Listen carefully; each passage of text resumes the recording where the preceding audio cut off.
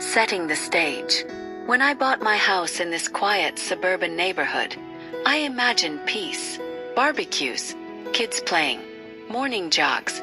But what I got instead was Todd, a man who wore the HOA presidency like a crown he didn't earn. He wasn't just strict, he was absurd. Trash cans left out at 9:01 a.m.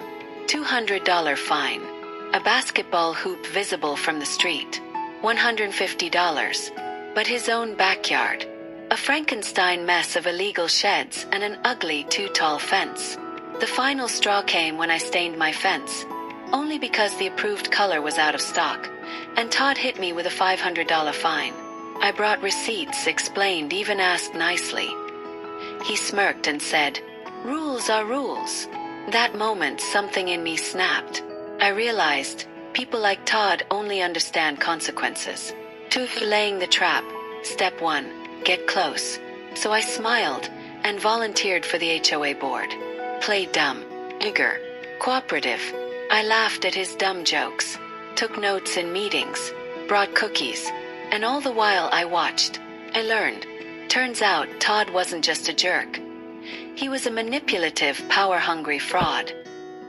He bullied board members, passed shady votes when no one was around, and kept everything conveniently off record. But here's what he didn't know. I was documenting everything. 3. Step 2. Follow the money. After 2 years of pretending, I finally found the crack in his armor. During a routine meeting, I noticed something strange. Budget allocations that didn't add up. $2,400 labeled landscape improvement for a park that hadn't changed in years. A contractor invoice for community lighting repairs. Yet no new lights. So I got nosy. I filed public record requests. I contacted vendors. I reviewed city permits. And guess what? The contractors Todd claimed to have hired. The companies. Bills. The money. Likely going straight into Todd's pocket. 4. Step 3. The execution. I compiled a report thicker than a phone book. Every dollar. Every fake invoice.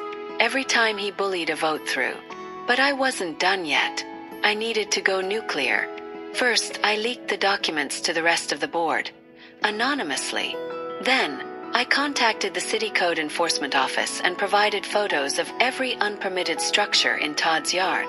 After that, I tipped off a local reporter who had written about HOA corruption in the past. Then I waited and watched. 5. The fallout.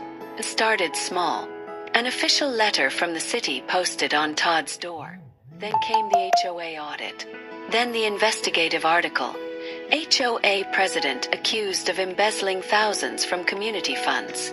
Todd tried to deny everything, blame others. But I had the receipts, literal and digital. By the time it was over, he was removed from the HOA, ordered to pay back over $25,000, fined by the city for code violations, and last I heard, selling his house to escape the drama. And me. I was unanimously elected the new HOA president. First order of business. Cancel all his ridiculous fines. Second, rebuild trust. Studio microphone narrator, calm, victorious tone. Standing in front of my neighbors, people Todd had terrorized for years, I saw relief in their eyes. I didn't scream. I didn't argue. I used the very system he abused to bury him. Todd's own rules were his undoing. And it felt incredible. Studio microphone narrator, thoughtful tone. People like Todd think rules protect them, but rules work both ways. When power is unchecked, justice isn't loud. It's quiet, patient, and absolutely devastating. Studio microphone narrator, inviting tone.